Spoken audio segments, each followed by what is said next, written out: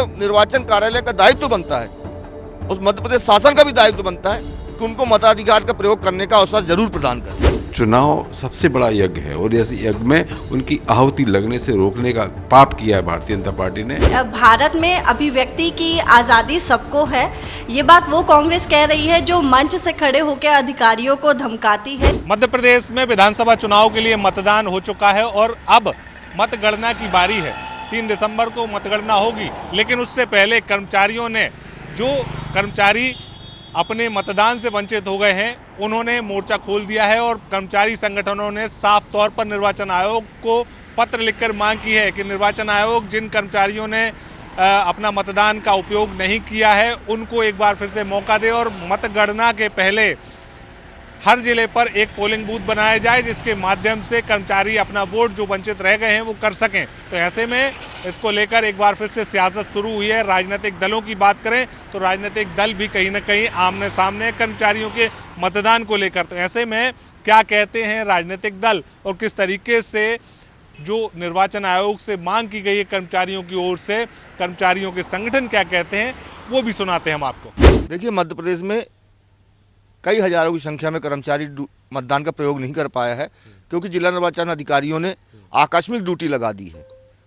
कई पुलिस कर्मचारी नहीं ड्यूटी कर पाए हैं, कई ड्यूटी में रहते हुए शासकीय नियमित कर्मचारी जो कार्यपालिक हैं वो नहीं कर पाए हैं, लिपिक कर्मचारी नहीं कर पाए हैं, 4th क्लास के कर्मचारी नहीं कर पाए हैं, स्थायी कर्मी नहीं कर पाए हैं और अति शिक्षक तो बिल्कुल ही नहीं कर पाया जिनकी आकस्मिक 2 दिन पहले निर्वाचन कार्यालयों ने ड्यूटी लगा दी थी। प्रदेश में कई हजारों की संख्या में ये है। अपने पन्ना में 800 कर्मचारी नहीं कर पाए हैं, मुरैना में 550 कर्मचारी नहीं कर पाए हैं, 550 कर्मचारी रीवा सतना में नहीं कर पाए हैं। ऐसी हम लोग सूची भी तैयार कर रहे हैं। पूरी निर्वाचन आयोग को हमने पत्र भी सौंपा है कि क्योंकि मतदान 3 तारीख को है, मतगणना 3 तारीख को है, तो 3 तारीख से पहले जो मतदान से वंचित प्रदेश के कर्मचारी रह गए हैं उनके लिए हर जिले में एक मतदान केंद्र बनाकर उनका मतदान उनसे कराया जाए, क्योंकि लोकतंत्र में मतदान उनका अधिकार है। उससे वो शासन की एक प्रणाली के तहत, शासन की ड्यूटी के तहत वंचित हुए हैं, वो स्वयं की गलती से नहीं हुए हैं। तो ये निर्वाचन कार्यालय का दायित्व बनता है, उस मध्य प्रदेश शासन का भी दायित्व बनता है कि उनको मताधिकार का प्रयोग करने का अवसर जरूर प्रदान करें। हमने पुरजोर मांग करी और आज भी अपील कर रहे हैं कि निर्वाचन आयुक्त, निर्वाचन कार्यालय मतदान से वंचित कर्मचारियों को मतदान का अधिकार दे और 3 तारीख से पहले उनको मतदान कराए उनसे, ताकि लोकतंत्र के इस महापर्व में वो भी मतदान करें और अपनी सहभागिता इस निर्वाचन 2023 विधानसभा में करें, सहभागिता करें पूरी, और उनको भी मतदान करना चाहिए। ऐसी हमने अपील करी है। हम शीघ्र ही निर्वाचन कार्यालय को एक सूची भी सौंप रहे हैं मध्य प्रदेश की जिलावार, कहाँ कितने कर्मचारी वंचित रह गए हैं, किस संवर्ग के रह गए हैं, वो भी काम हमारी संगठन कर रहा है, कमेटी हमने बनाई है और बाकी हम उनको पत्र दे चुके हैं। मध्य प्रदेश शासन के मुख्य सचिव को भी पत्र लिखा है हमने, राज्यपाल को भी लिखा है और निर्वाचन आयुक्त को भी, प्रमुख जो निर्वाचन अधिकारी है उनको भी लिखा है।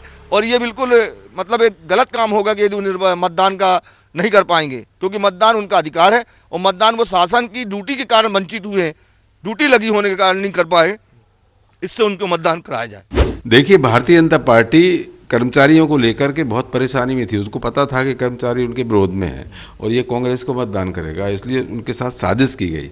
और ये समझ लीजिए कि लोकतंत्र में, जमहूरियत में चुनाव सबसे बड़ा यज्ञ है और इस यज्ञ में उनकी आहुति लगने से रोकने का पाप किया है भारतीय जनता पार्टी ने और सरकार ने। अब सरकार की इच्छा नहीं होती तो मैं समझता हूँ कि चुनाव आयोग इस चीज़ पर विचार करता और उनको शामिल करता। और इसी तरह की अतिथि शिक्षकों के साथ भी ऐसे ही हुआ है। उनको एंड वक्त पर चुनाव में ड्यूटी लगवा दी उनकी और उनके बैलेट पेपर उनको जारी नहीं किए और उनके भी वोट नहीं गिर पाए। तो मैं लाहौर क्षेत्र की बात करूं, मैं वहीं था, तो मैं समझता हूं 1000-2000 वोट तो वही गिर जाते, वो नहीं गिरे। तो कुल मिला के भारतीय जनता पार्टी पूरी परेशानी में थी और आज परेशानी के दौर से ही गुजर रही है। इसलिए उसने जहाँ जहाँ जो हो सकता था अपने फेवर में करने का उनने पूरे प्रयास किए हैं। और मैं समझता हूँ इससे जमहूरियत में जनता कभी माफ़ नहीं करती है, चाहे जनता हो या ज़मीन। आपने जो बोया है आप उसको काटोगे ज़रूर। आपने अगर फूल बोए तो फूल काटोगे, कांटे बोए तो कांटे ही काटोगे, आप जाने वाले हो। अगर ऐसे मतदान उनका हो जाता तो मैं समझता हूँ ये बहुत अच्छा होता।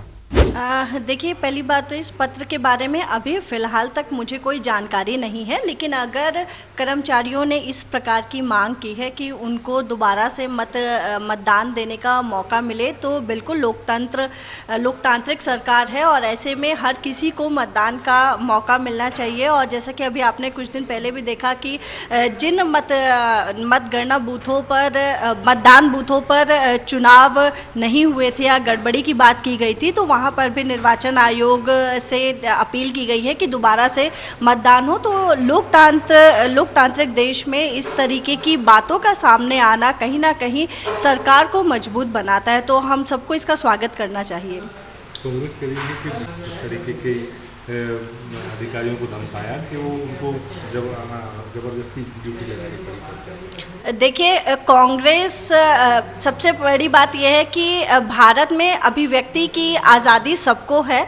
ये बात वो कांग्रेस कह रही है जो मंच से खड़े होकर अधिकारियों को धमकाती है। ये बात वो कांग्रेस कह रही है जो अधिकारियों को लेकर अपशब्द बोलती है। तो उनके मुंह से इस प्रकार की जो बातें हैं वो अच्छी नहीं लगती। और जहाँ तक बात रही भारतीय जनता पार्टी की, तो भारतीय जनता पार्टी एक संवैधानिक पार्टी है और उसके जितने भी कार्यकर्ता, जितने भी नेता हैं, उन सभी को पता है कि किस प्रकार से कानून का पालन करना चाहिए और किस प्रकार से विधि का सहयोग करना चाहिए। तो इस तरीके की ओछी बातें कांग्रेस को शोभा नहीं देती। मध्य प्रदेश में विधानसभा चुनाव के मतदान के बाद कर्मचारियों का जो घमासान शुरू हुआ है, उससे फिलहाल किसको फायदा होगा और किसको नुकसान होगा, ये तो आने वाली 3 दिसंबर को ही साफ हो पाएगा। लेकिन ये जरूर है कि अगर कर्मचारी बड़ी संख्या में मतदान नहीं कर पाए हैं तो इसका खामियाजा भी कहीं ना कहीं कर्मचारियों को भी भुगतना पड़ सकता है, क्योंकि ओल्ड पेंशन स्कीम को लेकर लगातार कर्मचारी जो है वो मोर्चा खोले हुए थे और कर्मचारियों का साफ तौर पर ये मानना था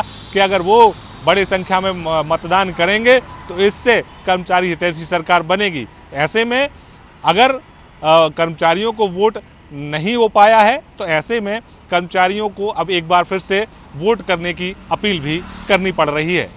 कैमरा पर्सन संजय शुक्ला के साथ दुष्यंत पारासर, IBC 24 भोपाल।